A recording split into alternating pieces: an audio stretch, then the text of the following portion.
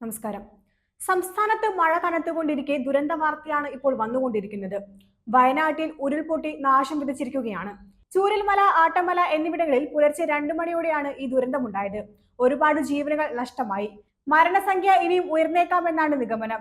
ചൂരൽമലയിലെ ചെറിയ പുഴ 2 ഇരട്ടിയായാണ് ഒഴുകുന്നത്.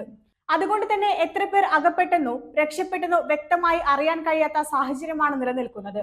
ഒരുപാട് വീടുകൾ ദുരന്തത്തിൽ നഷ്ടമായിരിക്കുകയാണ്. പുഴയുടെ സൈഡിൽ ഉണ്ടായിരുന്നവർ മാറി ഉയർന്ന സ്ഥലത്തേക്ക് പോയതിനാൽ അവർ സുരക്ഷിതരാണ്. അവരെ ഇക്കരെത്തിക്കാനുള്ള ശ്രമങ്ങളും നടന്നുകൊണ്ടിരിക്കുകയാണ്. ചൂരൽമലയിൽ ഉണ്ടായിരുന്ന പാലം പൂർണ്ണമായും തകർന്നു. ചൂരൽമല ടൗണിലടക്കം മുഴുവൻ ചെളി കയറിയ അവസ്ഥയിലാണ് നിലവിലുള്ളത്. രക്ഷാപ്രവർത്തനം പുരോഗമിച്ചുകൊണ്ടിരിക്കുകയാണ്. 4 NDRF സംഘം ഉച്ചയോടെ സംഭവ സ്ഥലത്തെത്തും.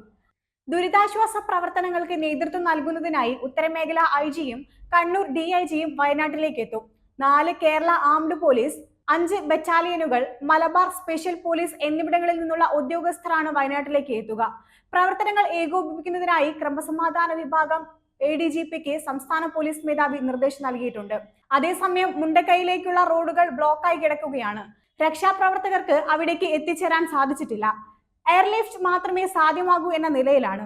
ഉരുൾപൊട്ടലടക്കമുള്ള മഴക്കെടുതിയുടെ പശ്ചാത്തലത്തിൽ ആരോഗ്യവകുപ്പ് ദേശീയ ആരോഗ്യ ദൗത്യം കൺട്രോൾ റൂം തുറന്നിട്ടുണ്ട്. വൈത്തിരി, കൽപ്പറ്റ, മേപ്പാടി, മാനന്തവാടി ആശുപത്രികൾ ഉൾപ്പെടെ എല്ലാ ആശുപത്രികളും സജ്ജമാക്കിയിട്ടുണ്ട്.